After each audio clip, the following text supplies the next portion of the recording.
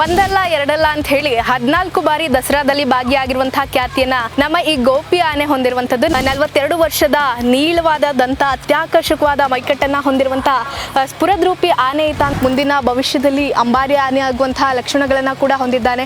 ಮೈಸೂರಿನ ರಾಜ ಬೀದಿಗಳಲ್ಲಿ ನೌಪತ್ತಾನೆಯಾಗಿ ಹೆಜ್ಜೆ ಹಾಕೋ ಮೂಲಕ ಕಳೆದ ಬಾರಿಯ ದಸರಾದ ಯಶಸ್ಸಿಗಾಗೂ ಕೂಡ ಗೋಪಿ ಶ್ರಮಿಸಿದ್ದ. ಸಫಾರಿ ಕಿಂಗ್ ಅನ್ನುವಂತಹ ಖ್ಯಾತಿ ಕೂಡ ನಮ್ಮ ಈ ಗೋಪಿ ಆನೆಗಿದೆ. ಕಳೆದ 14 ವರ್ಷಗಳಿಂದಲೂ ಕೂಡ ನಾಡಹಬ್ಬ ದಸರಾದಲ್ಲಿ ರಾಜ ಬೀದಿಗಳಲ್ಲಿ ರಾಜನಂತೆಯೇ ಹೆಜ್ಜೆಯನ್ನ ಹಾಕ್ತಾ ಇದ್ದಾನೆ.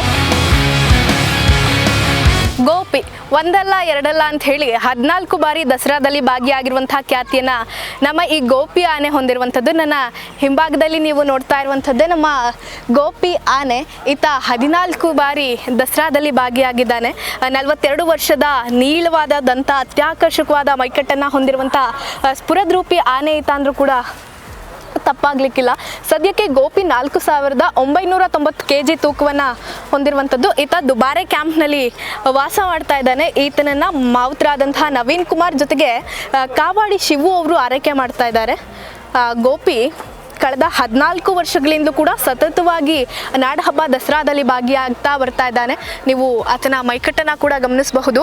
ಮುಂದಿನ ಭವಿಷ್ಯದಲ್ಲಿ ಅಂಬಾರಿ ಆನೆ ಆಗುವಂತಹ ಲಕ್ಷಣಗಳನ್ನು ಕೂಡ ಹೊಂದಿದ್ದಾನೆ.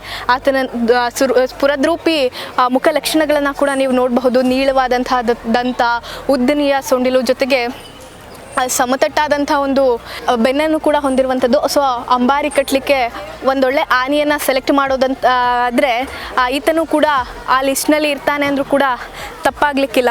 ಕಳೆದ ಬಾರಿಯ ದಸರಾದಲ್ಲಿ ಈತ ನೌಪತ್ ಆನೆಯಾಗೂ ಕೂಡ ಭಾಗಿಯಾಗಿ ತನ್ನ ಜವಾಬ್ದಾರಿಯನ್ನು ಅತ್ಯಂತ ಅಚ್ಚುಕಟ್ಟಾಗಿ ನಿಭಾಯಿಸಿದ್ದ.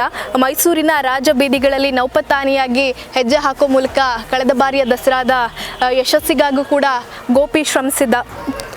ಅದಷ್ಟೇ ಅಲ್ಲದೆ ಈತ ಪಟ್ಟದಾನೆ ಜೊತೆಗೆ ನಿಶಾನೆ ಆನೆಯಾಗೂ ಕೂಡ ಕೆಲಸವನ್ನು ಮಾಡಿದ್ದಾನೆ. ಸಫಾರಿ ಕಿಂಗ್ ಅನ್ನುವಂತಹ ಖ್ಯಾತಿ ಕೂಡ ನಮ್ಮ ಈ ಗೋಪಿ ಆನೆಗಿದೆ. ಯಾಕಂದರೆ ಸಫಾರಿಯಲ್ಲೂ ಕೂಡ ಇವನನ್ನು ಬಳಸ್ಕೊಳ್ಳಲಾಗ್ತಾ ಇತ್ತು. ಹಾಗಾಗಿ ಜನರ ಜೊತೆಗೂ ಕೂಡ ಉತ್ತಮ ಒಡನಾಟ ನಮ್ಮ ಗೋಪಿಗಿದೆ ಅಂದರೂ ಕೂಡ ತಪ್ಪಾಗಲಿಕ್ಕಿಲ್ಲ. ಯಾಕಂದರೆ ಸಫಾರಿಗೆ ಬರುವಂತಹ ಪ್ರವಾಸಿಗರನ್ನು ತನ್ನ ಬೆನ್ನಿನ ಮೇಲೆ ಹೊತ್ಕೊಂಡು ಸಫಾರಿ ಮಾಡಿಸುವಂತಹ ಕೆಲಸವನ್ನು ಕೂಡ ಗೋಪಿ ಮಾಡ್ತಾ ಇದ್ದ.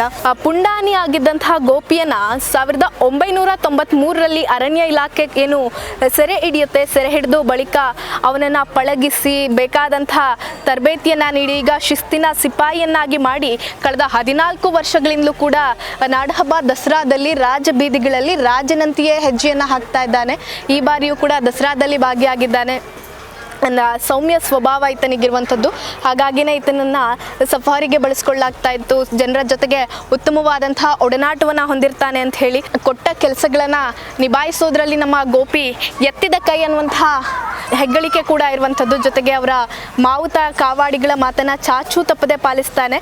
ಸೊ ಅದಕ್ಕೆ ಸಾಕ್ಷಿ ಅಂತ ಹೇಳಿದ್ರೆ ಇಷ್ಟು ವರ್ಷಗಳ ಕಾಲ ಆತ ನಾಡಹಬ್ಬದಲ್ಲಿ ಭಾಗಿಯಾಗಿರುವಂಥದ್ದು. ಒಂದಲ್ಲ ಎರಡಲ್ಲ ಅಂತ ಹೇಳಿ 14 ವರ್ಷಗಳಿಂದಲೂ ಕೂಡ ನಾಡಹಬ್ಬ ದಸರಾದಲ್ಲಿ ಭಾಗಿಯಾಗಿದ್ದಾನೆ. ಜೊತೆಗೆ ನೌಪತ್ತಾನೆ ಇರಬಹುದು, ನಿಶಾನೆ ಆನೆ, ಪಟ್ಟದಾನಿಯಾಗೂ ಕೂಡ ತನ್ನ ಜವಾಬ್ದಾರಿಯನ್ನು ಅಚ್ಚುಕಟ್ಟಾಗಿ ನಿಭಾಯಿಸಿದ್ದಾನೆ ನಮ್ಮ ಗೋಪಿ.